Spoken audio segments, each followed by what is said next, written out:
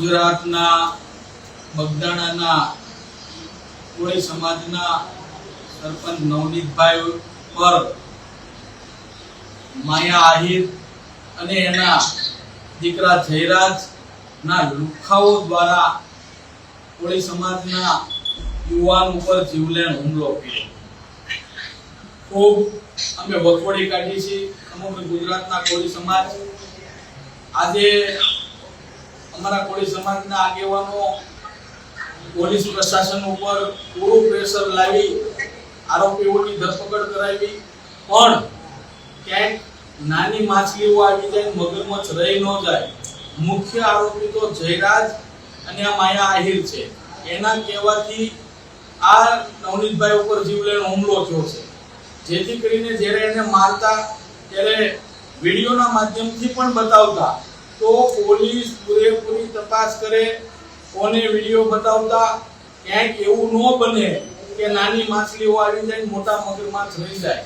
તો એ 100% વિસ્તારની અંદર પણ આ જયરાજ અને એના લુખાઓનો આતંક છે.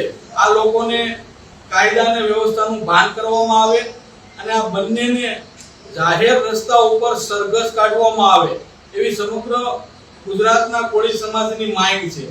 અને જે જીવલેણ હુમલો કર્યો એનો વિડીયો પણ વાયરલ થયો.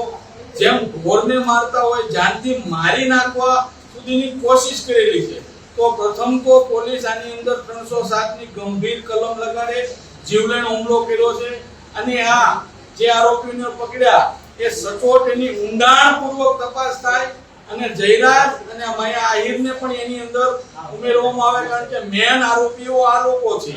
એને જ્યારે ફોન કર્યો, એક તો જ્યારે સ્ટેજ ઉપરથી મોટી મોટી ફાકા ફોજદારી મોટી વાતો કરે છે સંસ્કારની, પણ એના ખાટલે કોટ એના દીકરામાં સંસ્કાર નથી. જો એને એવું કહેવું જોઈએ તો એના જયરાજ અને દીકરાને એના બાપાને કહેવું જોઈએ તમારે જવું ન બોલવું જોઈએ, પણ બોલ્યા, માફી માંગી લીધી. ત્યાર પછી એના લુકાઓને મોકલી અને ભાઈ ઉપર જીવલેણ હુમલો કર્યો. કોળી સમાજ ક્યારેય સાખી લેવાના નથી. નવનીતભાઈ સાથે અને એના પરિવાર સાથે સમગ્ર ગુજરાતના કોળી સમાજ છે, અમારા આગેવાનો છે, અમે બધા છીએ. અને સંપૂર્ણ ન્યાય મળે અને જયરાજ અને આ માયા આહિરને પણ આની અંદર સજા મળે, 307 ની કલમનો ઉમેરો થાય એવી અમારી ઉગ્ર માંગ છે.